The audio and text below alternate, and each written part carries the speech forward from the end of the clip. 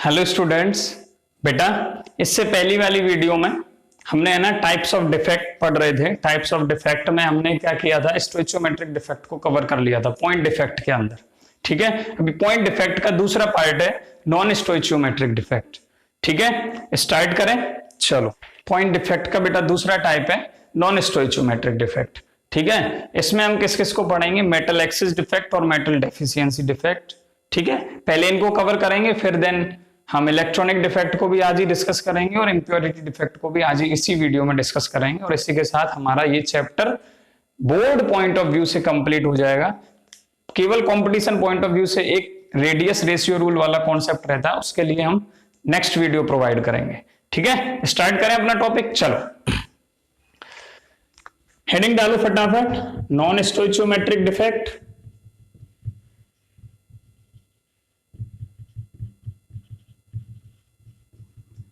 कौन कौन से थे इसके अंदर, मेटल डेफिशिएंसी डिफेक्ट है ना, डेफिशिएंसी डिफेक्ट डी लिख दे रहा हूं शॉर्ट में, और एक मेटल एक्सिस डिफेक्ट MED। ठीक है, अब मेटल डेफिशिएंसी डिफेक्ट दो तरीके का था बेटा। कुल मिला के देखो, वर्ड से समझ में आ रहा है क्या करना है। मेटल कैटायंस, मेटल को कौन रिप्रेजेंट करता है, उसके कैटायंस, उसकी कमी होनी चाहिए। मेटल कैटायंस कम होने चाहिए एनायन से, दैट्स ऑल। दो तरीके से हो सकते हैं, कैसे, ड्यू टू, पहली हेडिंग डालना metal deficiency defect, that is metal deficiency defect due to missing of metal cations. एक तो ये पॉसिबिलिटी है, पहले इसे पढ़ते हैं, फिर metal deficiency defect due to presence of extra anions, वो बाद में पढ़ेंगे। तो स्टार्ट करें, metal deficiency defect due to missing of metal cations. इसमें होता क्या है, जैसे मान लो, इसका एक एग्जांपल बता देता हूं मैं। पहले तो मैं एग्जांपल लिख लो, एक FeO का लैटिस और दूसरा एक NiO का लैटिस, ये दोनों इसके एग्जांपल है। ठीक है, तो FeO के लैटिस में क्या होता है बेटा, Fe2+ के कैटायन और O-2 के एनायन ज्वाइंट होते हैं लगातार आपस में। ठीक है, साइड में O2- होगा, समझ में आ रहा है ना, फिर यहां Fe2+ होगा। इस तरीके से फिगर बना लो जल्दी, Fe2+ O2-, ठीक है, Fe2+ O2-, Fe2+। ठीक है, समझ में आ रहा है बेटा। तो Fe2+ O2-, इस तरीके से लैटिस बना होता है FeO का। होता क्या है, due to missing of metal cations, कोई भी एक मेटल कैटायन मतलब Fe2+ अपना लैटिस पॉइंट छोड़ता है और लैटिस को छोड़ के चला जाता है। चला गया Fe2+ यहां से बाहर भाग गया, यहां कहीं पहुंच गया।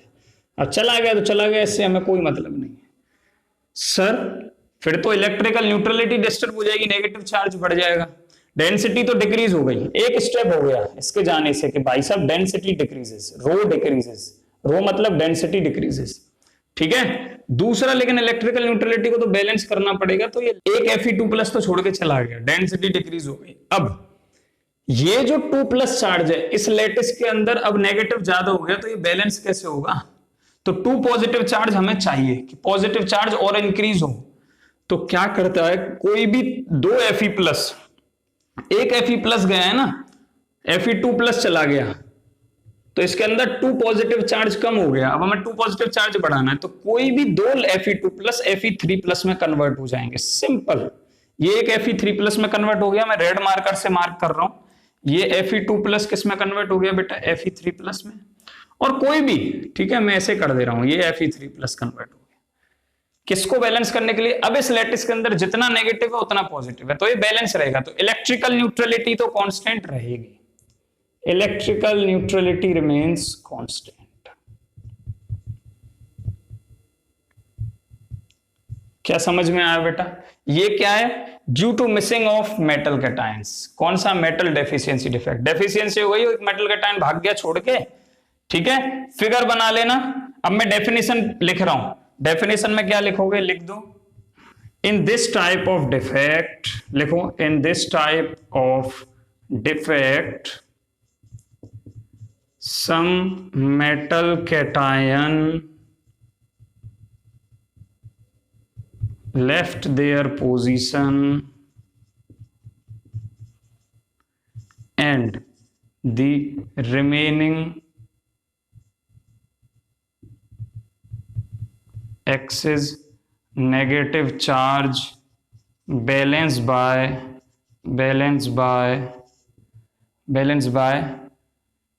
some cationic lattice points by converting into their higher oxidation state. That's all. ठीक है, इसके बाद क्या पॉइंट आ जाएगा?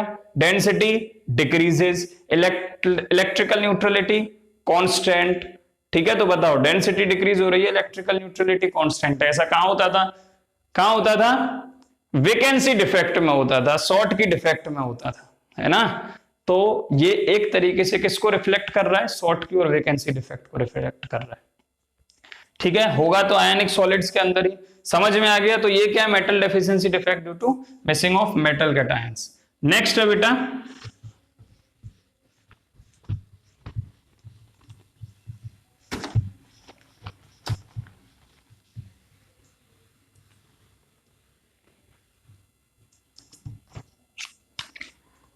बेटा इसी का second part, metal deficiency defect due to presence, board हिल रहा है, थोड़ा सही कर लें, प्रेजेंस ऑफ एक्स्ट्रा एनायंस। कुछ बाहर से एक्स्ट्रा एनायंस आ गए, पॉजिटिव अभी तक उधर है, उतना ही है, तो क्या होगा? फिर से डिफेक्ट क्रिएट हो जाएगा, फिर से नेगेटिव बढ़ जाएगा। सबसे पहले बेटा इसका एग्जांपल लिखो, VO2, vanadium oxide, scandium, titanium, vanadium आता है ना, 23 वाला एलिमेंट जिसका एटॉमिक नंबर 23 होता है, उसी का लैटिस है। तो देखो इसका लैटिस ड्रॉ करते हैं हम। एक ऑक्सीजन की ऑक्सीडेशन स्टेट -2, तो दो ऑक्सीजन की कितनी हो जाएगी? -4। तो वेनेडियम की कितनी आ रही होगी? -4 को बैलेंस करने के लिए +4। ठीक है, तो जब हम लैटिस बना रहे हैं, ये लैटिस बना रहा हूं, देखो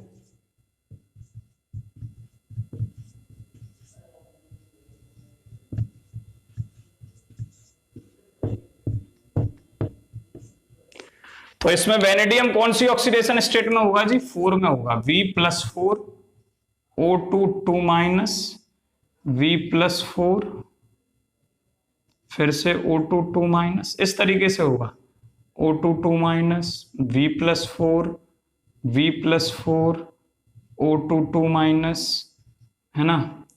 फिर यहाँ पे O2 2- आ जाएगा, फिर यहाँ V+4 आ जाएगा, यहाँ O2 2- आ जाएगा और यहाँ V+4 आ जाएगा। ये वेनेडियम ऑक्साइड बेटा ये टूट रहा होगा, ठीक है, किसमें? V+4 में, प्लस वेनेडियम में और ऑक्सीजन के एक मॉलिक्यूल, इस तरीके से टूट रहा होगा। इसके ऊपर वेनेडियम के ऊपर +4 ऑक्सीडेशन स्टेट होगी, इसके ऊपर -4 होगी। तो इसके अंदर क्या होगा? ऐसा तो है नहीं कि फिक्स्ड होंगे लैटिस पॉइंट, मतलब कि भाई 4 ही वेनेडियम लेने हैं, 5 ही लेने हैं। कितने भी वेनेडियम के मॉलिक्यूल, कितने वेनेडियम के एटम हो सकते हैं और कितने भी O2 के मॉलिक्यूल्स हो सकते हैं। तो मान लो कि एक O2 का मॉलिक्यूल आया, एक्स्ट्रा, ये तो फिक्स्ड है, एक एक्स्ट्रा मॉलिक्यूल आता है और कहीं भी बीच में आके बैठ जाता है। यहां आके बैठ गया जी O2 2-, तो क्या हो गया? Metal deficiency defect due to extra anion presence हो गया। अब इसको बैलेंस करने के लिए फिर एक ऑक्सीजन आता तो 2 नेगेटिव बढ़ते, 2 ऑक्सीजन आए तो 4 नेगेटिव बढ़े, तो कोई भी 4 वेनेडियम अपनी हायर ऑक्सीडेशन स्टेट मतलब V+5 में चले जाएंगे। अब तुम बोलोगे कि सर 6 में क्यों नहीं जा रहे? क्योंकि वेनेडियम 6 ऑक्सीडेशन स्टेट दिखाता ही नहीं है, जहां तक पॉसिबल है उतने में ही तो जाएगा, इसीलिए 4 जाएंगे। V+5 और कोई से 2 कर दो, V+5 में चला गया ये वाला, ये भी किस में चला गया? V+5 में। तो इस तरीके से होता है metal deficiency defect due to presence of extra anions. Screen पे से इसकी थ्योरी लिख लो, ठीक है। अच्छा, किस तरीके का डिफेक्ट होगा ये, स्क्रीन पे से क्यों लिखोगे, मैं ही बता देता हूं, लिखो फटाफट, जल्दी जल्दी बोल रहा हूं मैं। In this kind of defect some extra anion occupy the interstitial site of between the lattice points, and this extra anion's negative charge is balanced by the positive metal cations by converting into their higher oxidation state। ठीक है, तो ये metal deficiency defect due to presence of extra anions होता है। Clear है बेटा, कोई दिक्कत? अच्छा, किसके जैसा होगा, इंटरस्टिशियल साइट ऑक्यूपाई कर रहा है, मतलब जैसे फ्रेंकिल में करता था, तो फ्रेंकिल जैसा डिफेक्ट हो गया। डेंसिटी बताओ, डेंसिटी क्या होगी यहां पे, रो क्या होगी, इंक्रीज हो जाएगी, क्योंकि एक एक्स्ट्रा एनायन आ गया, density increases and electrical neutrality constant. Electrical neutrality तो कांस्टेंट रहेगी, क्योंकि जितना नेगेटिव आया उसको बैलेंस करने के लिए उतने पॉजिटिव बढ़ गए ना। 4 नेगेटिव आया, 2 ऑक्सीजन के 2, 1 ऑक्सीजन का 2 नेगेटिव, तो 2 ऑक्सीजन के 4 नेगेटिव, तो क्या हुआ, 4 वैनेडियम पॉजिटिव ऑक्सीडेशन स्टेट में चले गए। तो ये था metal deficiency defect due to extra anions. ठीक है बेटा, अब देखते हैं मेटल एक्सेस डिफेक्ट।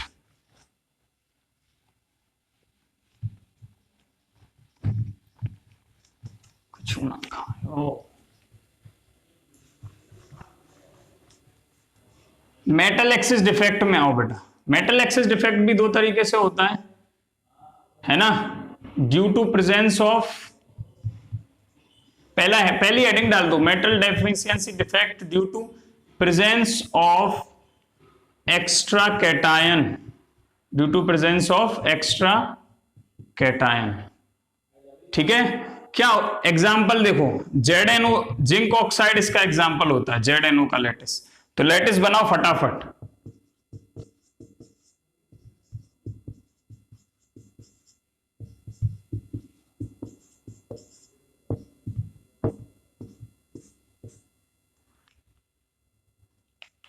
बन गया बेटा। ZnO को जब तुम तोड़ते हो तो किसमें तोड़ोगे, जिंक ऑक्साइड को Zn+2 प्लस O2-। ठीक है, तो ये लेटिस पॉइंट्स फिलअप कर दो, एक में Zn+2, एक में O2-, एक में Zn+2, एक में O2-, एक में Zn+2, एक में O2-, एक में Zn+2, सॉरी बेटा, अगर यहाँ Zn+2 है तो यहाँ O2- आएगा, यहाँ O2- है तो यहाँ Zn+2 आएगा, कभी भी साथ में नहीं रहेंगे, यहाँ O2- आ जाएगा, यहाँ Zn+2 आ जाएगा। अब यहाँ Zn+2 है तो यहाँ O2-, यहाँ Zn+2, यहाँ O2- और यहाँ Zn+2, भर गए। देखो क्या होता है, कोई भी एक और, ये तो भर गए, ये तो परफेक्ट लैटिस बन गया, कोई भी एक्स्ट्रा Zn+2 आके इंटरस्टिशियल साइट में बैठ जाएगा, ये बैठ गया जी Zn+2 extra, due to presence of extra cation, यही तो हमें शो करना था, बैठ गया, कोई दिक्कत नहीं है। तो इसके आने से 2 चीज हुई, क्या हुई, एक तो डेंसिटी इंक्रीज हो गई, डेंसिटी इंक्रीज हो गई, ठीक है। दूसरा क्या हुआ, इलेक्ट्रिकल न्यूट्रलिटी डिस्टर्ब हो गई। अब 2 नेगेटिव और डालने पड़ेंगे तुम्हें, तो होता क्या है, अब O2- नहीं आएगा, O2- आएगा तो फिर जितने Zn2+ थे उतने O2- हो जाएंगे। तो ये जो O2- है, जो इसके साथ टूटा था, ये Zn+2 के, ये आ जाता है न्यूट्रल फॉर्म में, that is half O2 gas बना लेता है और 2 इलेक्ट्रॉन छोड़ देता है, जो नेगेटिव चार्ज है उनको अपने में से निकाल देता है, न्यूट्रल फॉर्म में आ जाता है। तो ये जो 2 इलेक्ट्रॉन है ना छूटे हुए बेटा, ये जो 2 इलेक्ट्रॉन है अलग से निकले हुए, ये क्या करेंगे, ये आ जाते हैं, ठीक है, और इंटरस्टिशियल साइट को ऑक्यूपाई कर लेंगे। मान लो एक इलेक्ट्रॉन यहां आके बैठ जाएगा और एक इलेक्ट्रॉन यहां आके बैठ जाएगा। तो इस तरीके से क्या होता है, फिर से इलेक्ट्रिकल न्यूट्रलिटी बैलेंस्ड,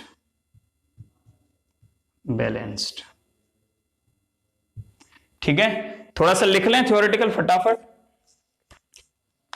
लिखो, in this kind of defect, बोल रहा हूं मैं, जल्दी लिखो, in this kind of defect some extra cation occupy the interstitial position, due to this density of the crystal lattice increases and electrical neutrality get disturbed. So to balance this extra cation positive charge, two extra electrons from outside will occupy again two interstitial sites of the lattice. Okay, समझ में आ गया, लिख लेना है. So again after this what will happen, electrical neutrality will again balanced.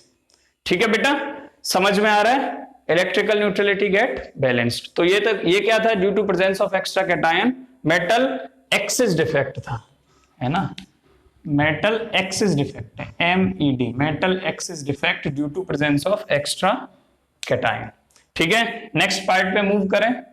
देखो जो मैं बोल रहा हूं ना बेटा, वो तुम्हें डेफिनेशन लिख लेनी है, जो मैं बोल रहा हूं स्टेटमेंट, इसलिए स्पेशली बोल रहा हूं. नोट्स कहां से बनाओगे, नहीं अपने नोट्स बनाओ खुद के, समझ के हर चीज को. दूसरों के नोट्स कॉपी करोगे तो जिंदगी भर कॉपी करते रह जाओगे. अगर वो 100 नंबर लाएगा तो उससे 10 दिन बाद तुम्हारे 100 नंबर आएंगे, पहले नहीं आ सकते अगर कॉपी करोगे तो. इसलिए अपना प्रिंसिपल बनाओ, खुद मेहनत करो. दूसरा क्या है, metal excess defect due to deficiency of anion, है ना. दूसरी हेडिंग डाल दो. सेकंड पार्ट क्या है इसका, metal excess defect due to absence या ड्यू टू मिसिंग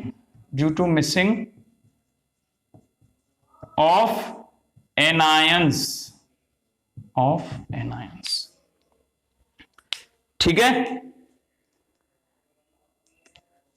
ये NaCl का लैटिस भी ये डिफेक्ट दिखाता है. एग्जाम्पल NaCl भी दिखाता है ये defect.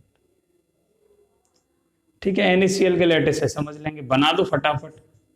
Na positive Cl negative, Na positive Cl negative.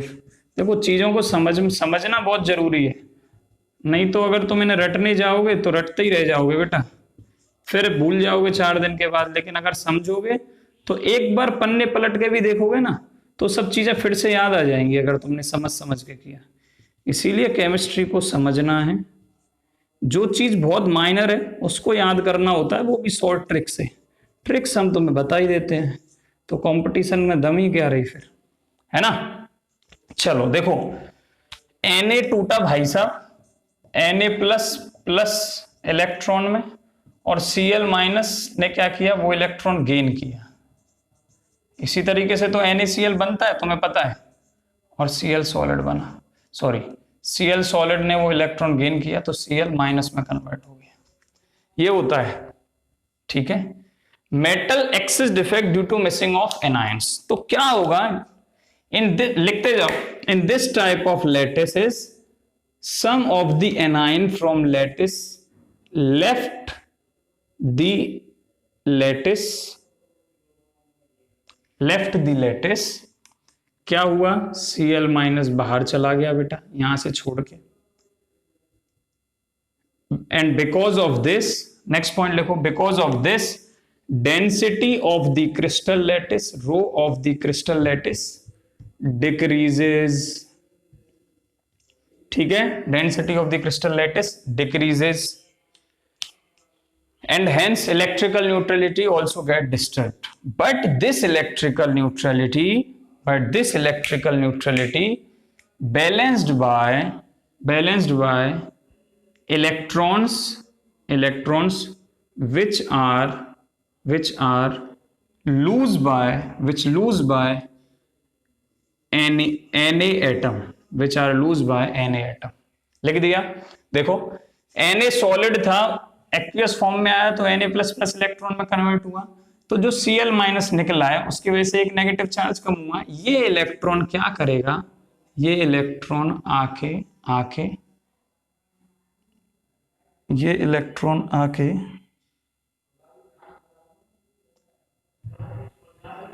इस साइट में बैठ जाता है.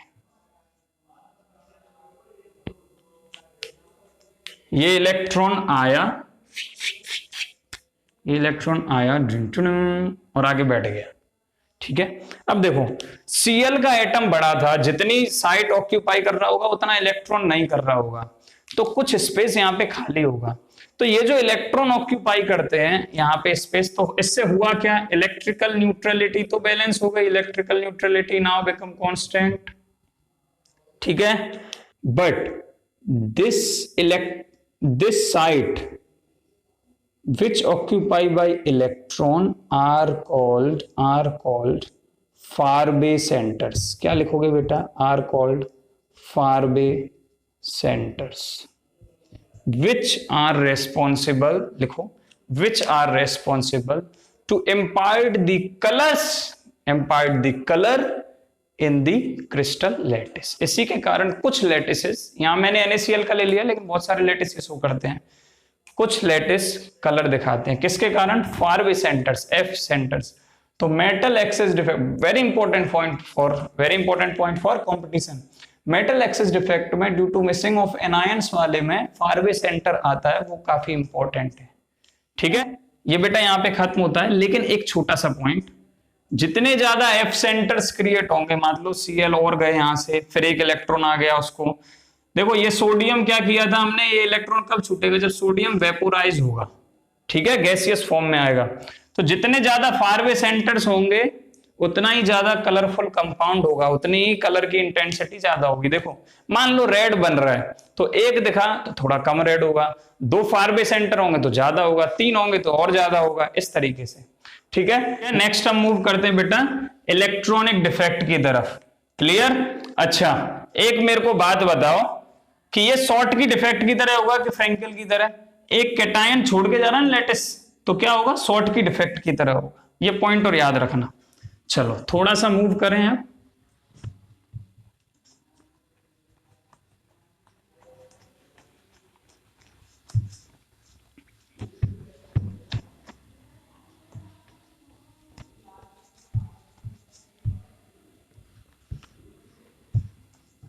इलेक्ट्रॉनिक डिफेक्ट है ना बेटा, ये भी एक पॉइंट डिफेक्ट का पार्ट था, समझ लेते हैं इसे भी।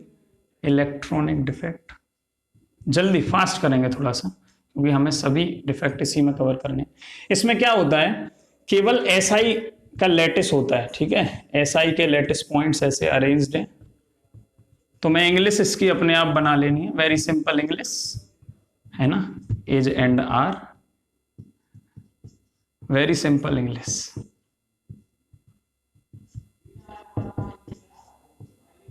मैं तो इंग्लिश में ही खाता हूं, इंग्लिश में ही पीता हूं मैं, और कुछ नहीं करता हूं।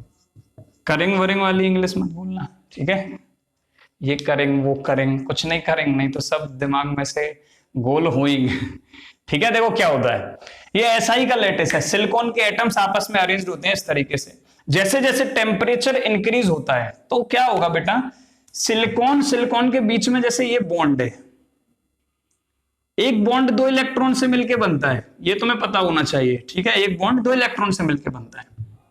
तो इस बॉन्ड का मान लो एक इलेक्ट्रॉन क्या करेगा, यहां से उठ के पता चला इस बॉन्ड वाले के पास चला गया, ठीक है। तो यहां क्या है, एक होल क्रिएट हो जाएगा, यहां क्या क्रिएट हो गया, एक होल, और इलेक्ट्रॉन भाई साहब यहां पहुंच गया, ठीक है। अब इसे बैलेंस करने के लिए क्या होगा, जब ये टेम्परेचर इंक्रीज होता है तब इलेक्ट्रॉन मूव करना स्टार्ट करते हैं लैटिस के अंदर, यहां का इलेक्ट्रॉन कहीं और पहुंच जाएगा, यहां पे होल क्रिएट हो जाएगा, फिर वहां का इलेक्ट्रॉन कहीं, तो इस तरीके से होल और इलेक्ट्रॉन्स मूव होते रहते हैं। तो एक चीज पॉइंट याद रखना, hole and electron direction are exactly opposite, ठीक है। तो इस तरीके से क्या होता है बेटा, इलेक्ट्रॉनिक डिफेक्ट क्रिएट होता है। होल्स, इलेक्ट्रॉन अपनी जगह नहीं है, होल अपनी जगह नहीं है, लगातार होल और इलेक्ट्रॉन एक दूसरे की जगह मूव करते रहते हैं। इसमें क्या होगा, डेंसिटी में कोई फर्क नहीं आएगी, डेंसिटी सेम रहेगी, इलेक्ट्रिकल न्यूट्रलिटी भी सेम रहेगी, ठीक है। तो कौन दिखाता है ऐसा, सिलिकॉन का लैटिस दिखाता है एट हाई टेम्परेचर, ठीक है। ये हो गया इलेक्ट्रॉनिक डिफेक्ट, बस इतना ही है इसमें, और कुछ नहीं है, ठीक है। इसके बाद हम स्टार्ट करते हैं बेटा इम्प्योरिटी डिफेक्ट। एक और बस, थोड़ा सा रुक जाओ फिर खत्म है ये सब। इम्प्योरिटी डिफेक्ट,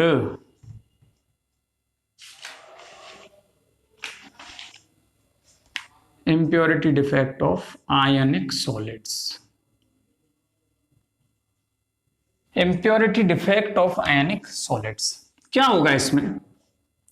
एक आयनिक सॉलिड ले लेता हूं भाई साहब, NaCl आयनिक सॉलिड है, इसका lattice Na plus Cl minus Na plus इस तरीके से ज्वाइन होगा। मैं अब ये वाले पॉइंट्स नहीं बना रहा हूं, टाइम कम है इसकी वजह से, चलो बना देता हूं, क्या फर्क पड़ता है सर, 1 मिनट और सही, इतनी लंबी वीडियोस तो भेज ही देते हो आप हमें पढ़ने के लिए। बेटा देखो कॉन्सेप्ट क्लियर होने चाहिए, वीडियोस लंबी और छोटी से मतलब नहीं होता है ना। कुछ करना है तो कुछ कुर्बानियां तो देनी पड़ती हैं, हम भी तो दे रहे हैं, एक एक वीडियो हम बना रहे हैं तभी तो तुम तक पहुंच रही है, तो हमारा भी तो टाइम जाता है। देखो इसमें क्या होता है, जब ये लेटिस है इसको हमने हीट किया बेटा किसकी प्रेजेंस में, SrCl2 की प्रेजेंस में, ठीक है। क्या चेंज होंगे, तो यहां पे बना लो चेंजेस वाला लेटिस, नीचे बनाओ। क्या चेंजेस होंगे बेटा, कोई भी Na प्लस अपनी जगह से चले जाएंगे, 2 Na प्लस गए, देखो Na प्लस के पास एक चार्ज है, एक पॉजिटिव होता है, Sr के पास 2 पॉजिटिव होते हैं, याद रखना।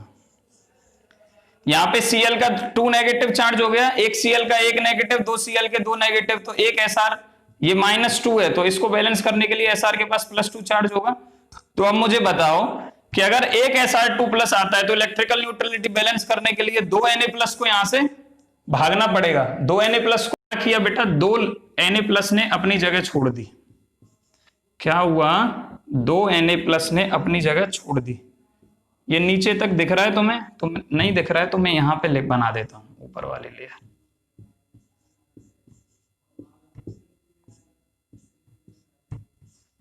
ठीक है, देखो क्या किया, ये Na प्लस चला गया, खाली छोड़ दो, Cl माइनस अपनी जगह है, Na प्लस है, Cl माइनस है, फिर ये Cl माइनस है, ये Na प्लस चला गया, Cl माइनस है, ये Na प्लस है, ये Cl माइनस है, ये Na प्लस है, ये Cl माइनस है, और ये बेटा यहां पे Na प्लस है।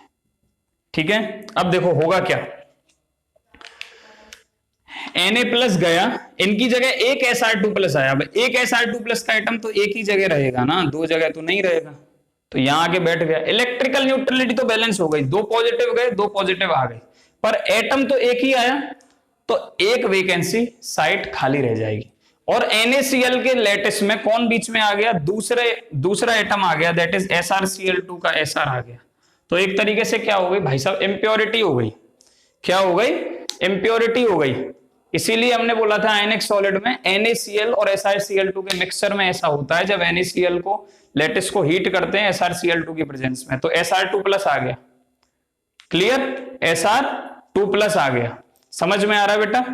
तो यहां पे क्या हुआ, इम्प्योरिटी डिफेक्ट आ गया। अब बताओ डेंसिटी क्या हुई, डेंसिटी भाई साहब डिक्रीज हो गई, ओवरऑल क्या होगा, डेंसिटी डिक्रीज हो गई। ठीक है, अगर तुम्हें लैंग्वेज लिखनी है तो मैं बोल रहा हूं, लिख लो, when NaCl crystal lattice is heated in presence of SrCl2, then 2 Na plus will leave their lattice positions from the lattice and one Sr atom, one Sr2 plus ion occupy one Na plus position and another Na plus position remains vacant. Due to this, electrical neutrality get balanced, but density of the crystal lattice decreases. Density क्या होगी, decrease होगी। ठीक है, जो कि short की defect में भी होता था। तो ये थी impurity defect of ionic solids. अब impurity defects of covalent solids की बात कर लेते हैं।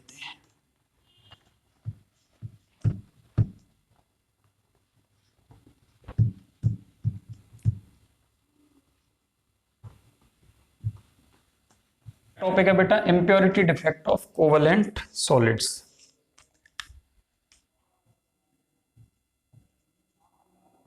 कोवलेंट सॉलिड्स, इसमें भी क्या होता है, सिलिकॉन का लैटिस होगा। क्या होगा बेटा, सिलिकॉन का लैटिस होगा, सिलिकॉन का लैटिस है,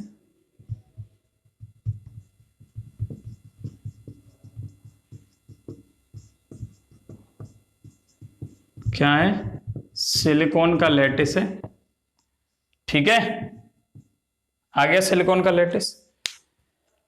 क्या होता है, सिलिकॉन के लैटिस के साथ मिक्सिंग होती है। देखो सिलिकॉन कौन से ग्रुप का एलिमेंट है, इसमें कार्बोसिली जीन्स वाले में आता है, मतलब group number boron carbon, hydrogen helium lithium beryllium boron carbon, है ना।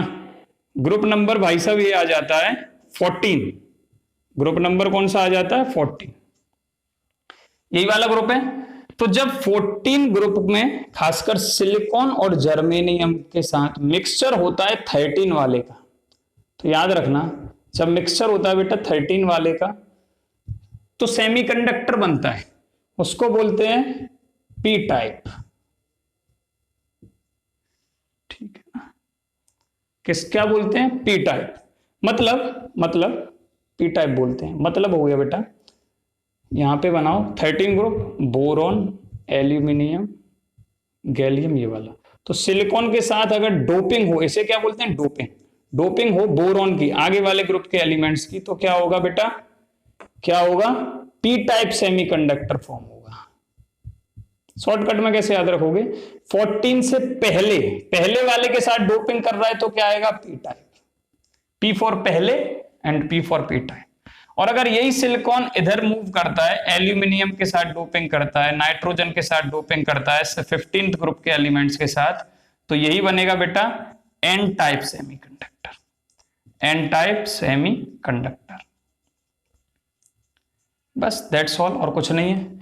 मतलब एक सिलिकॉन की जगह अगर यहां पे क्या होगा, इसे हीट कर दो, हीट करो इसे, ठीक है, SI डोप्ड विद, इसे बोलते हैं हीट करने को बोलते हैं यहां पे SI doped with boron, boron आ गया। अब क्या किया, नया एटम आ गया भाई साहब यहां बोरॉन, कौन सा सेमीकंडक्टर बन गया है, ये बन गया जी पी टाइप सेमीकंडक्टर। कौन सा बन गया, P type extrinsic semiconductor, P type extrinsic semiconductor. अगर यहां पे इसकी जगह एल्यूमिनियम आता या फॉस्फोरस आता, सॉरी एल्यूमिनियम नहीं है बेटा, सॉरी नाइट्रोजन के नीचे फॉस्फोरस आता है, ये मेरे से गलती हुई, ठीक है, फॉस्फोरस। अगर यहां बोरॉन की जगह डोपिंग हो रही होती किसकी, बताओ किसकी, फॉस्फोरस की, किसकी बेटा, फॉस्फोरस की। तो एरो के बाद जो आंसर आएगा वो मैं यहां लिख रहा हूं, तो यहां फॉस्फोरस आता, ठीक है। तो क्या होता, कौन सा बन रहा है, एन टाइप सेमीकंडक्टर फॉर्म हो गया। तो ये था impurity defect of covalent solids, तो एन टाइप एक्सट्रिंसिक सेमीकंडक्टर, ठीक है बेटा, समझ में आ गया। यहां तक मुझे तुम्हें पढ़ाना था। इसके बाद इलेक्ट्रिकल एंड मैग्नेटिक प्रॉपर्टीज चालू होती हैं, फेरोमैग्नेटिज्म, एंटी फेरोमैग्नेटिज्म, वो सीबीएसई ने कोरोना की वजह से अभी रिमूव किया हुआ है, ठीक है। इसीलिए हम वो वीडियो लास्ट में बनाएंगे जब हमारा कोर्स कंप्लीट हो जाएगा और हम सॉलिड स्टेट में उसे ऐड कर देंगे। तो जब हम ऐड करेंगे तो मैं देखना है कंपटीशन के लिए, तो तुम पढ़ना चाहते हो तो उस समय पढ़ लेना, अदरवाइज ये चैप्टर यहाँ पे ही कंप्लीट होता है बोर्ड पॉइंट ऑफ व्यू से, ठीक है। रेडियस रेशियो वाले के लिए भी वो केवल कंपटीशन के लिए है, वो भी हम कुछ दिनों के बाद वो वीडियो ऐड करेंगे, तो वो भी तुम देख सकते हो सॉलिड स्टेट के लिए, ठीक है। तब तक के लिए इतना ही तुम्हारे कोर्स में है, यहाँ पे ये चैप्टर कंप्लीट होता है, ठीक है। थैंक यू बेटा।